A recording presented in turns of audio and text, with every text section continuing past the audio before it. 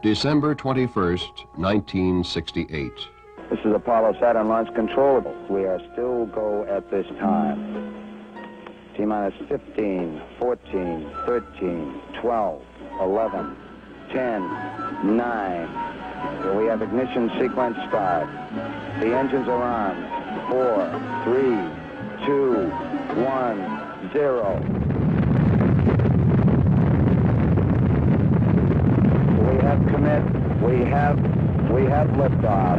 Liftoff at 7:51 a.m. The United States was undertaking the most distant voyage ever attempted by man. For the first time, 3 Americans rode the Saturn V moon rocket. Apollo 8. We hear you loud and clear, Apollo 8. Okay, the first stage was very smooth, and this one is smoother.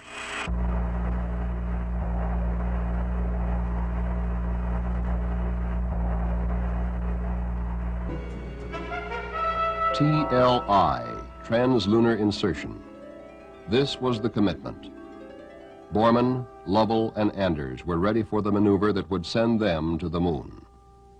With the cutoff of their third stage engine, Apollo 8 was traveling faster than had any men before, a coasting uphill climb against the pull of their native planet. Then, on the second day out, the world looked in on the crew via television. This transmission is coming to you approximately halfway between the moon and the Earth. We've been 31 hours, about 20 minutes into flight. We have about less than 40 hours left to go to the moon. So Apollo 8 glided on silently, farther from Earth than man had ever before been.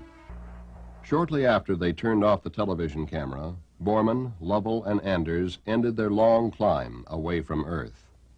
Crossing the point where the gravity of Earth and Moon just balanced, they became the first men to fall toward another celestial body. And they would take pictures, still photographs as well as motion picture film, here seen at a much faster rate than orbital velocity. Apollo 8, Houston, what does the old moon look like from 60 miles, over? Okay, Houston, the moon is essentially gray, no color, looks like plaster of Paris, or sort of a grayish beach sand. We can see quite a bit of detail. The craters are all rounded off. There's quite a few of them. Some of them are newer. Many of them look like, especially the round ones, look like hit by meteorites or projectiles of some sort. The world saw and heard the first live telecast of the lunar surface. And from the crew of Apollo 8, we close with good night, good luck, a Merry Christmas, and God bless all of you on the good Earth.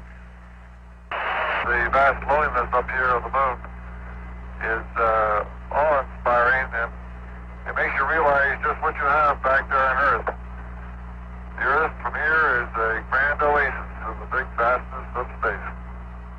Give us, O God, the vision which can see thy love in the world in spite of human failure. Give us the faith to trust the goodness in spite of our ignorance and weakness. Give us the knowledge that we may continue to pray with understanding hearts. And show us what each one of us can do to set forward the coming of the day of universal peace. Amen. The final television transmission, 97,000 miles out, farther than man had been on any previous mission, but now tantalizingly close to home. I think I must have the feeling that the travelers in the old sailing ships used to have. We've gone on a very long voyage away from home, and now we're headed back, and I have that feeling of being proud of the trip, but still happy to be going back home and back to our home port. With the temperature on the heat shield reaching 5,000 degrees, the communications were blacked out. The men in mission control waited once more. And there's Jim Lovell. We're in real good shape here. Real fine. The landing was right on target. Later, Frank Borman would report passing over the recovery ship, as Apollo 8 drifted down toward the sea on its parachutes. All of mankind joined 3 Americans, orbiting 60 miles above a stark, lifeless world. In the beginning, God created the heaven and the earth. And the earth was without form and void, and darkness was upon the face of the deep. And the Spirit of God moved upon the face of the waters. And God said, "Let there be light." And there was light. And God saw the light, that it was good. And God divided the light from the darkness. 35 seconds and counting. March 3rd, 1969, the countdown for the launch of Apollo 9 was underway. Each piece checked out before launch. Computer monitors. 20 seconds. Guidance release. 15, 14, 13, 12, 11, 10, 9. We have ignition sequence start. 6, 5, 4, 3, 2, 1, 0. All engines running. Commit. Liftoff. We have liftoff at 11 a.m. Eastern Standard Time.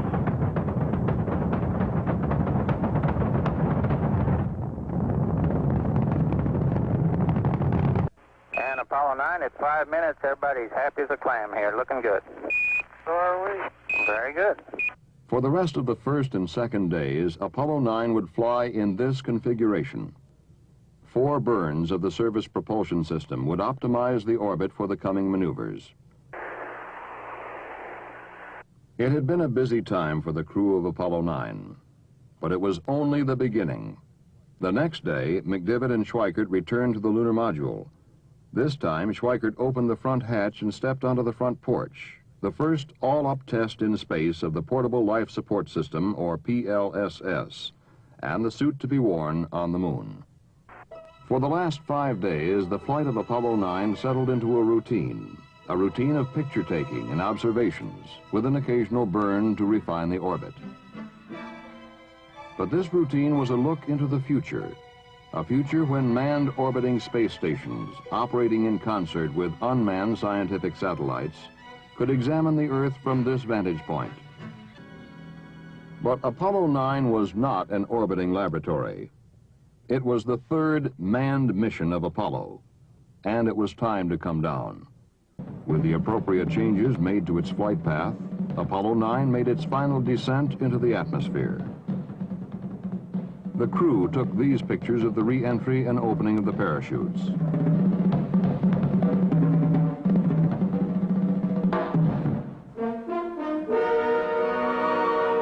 The 10-day mission of Apollo 9 had met all its major goals.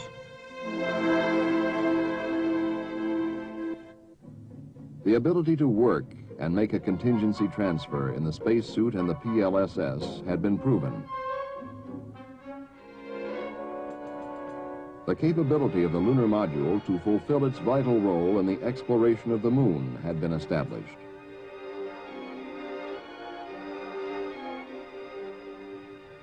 The flight of Apollo 9 showed that we are indeed ready for the next step in meeting what may be the most significant challenge of our time, the conquest of the moon. I believe that this nation should commit itself to achieving the goal before this decade is out of landing a man on the moon and returning him safely to the Earth. July 16th, the day had come. The moon awaited. The men rose early, ate breakfast, and dressed in their spacesuits. And astronaut Neil Armstrong would serve as mission commander. Armstrong would be the first man to step upon the moon. Houston, Tranquility Base here. The Eagle has landed. Roger, Tranquility. We copy you on the ground. Sunday, July 20th, 1969. Around the world, nearly 1 billion people watched this moment on television as the first man from Earth prepared to set foot upon the moon. I'm going to step off the limb now. That's one small step for man, one giant leap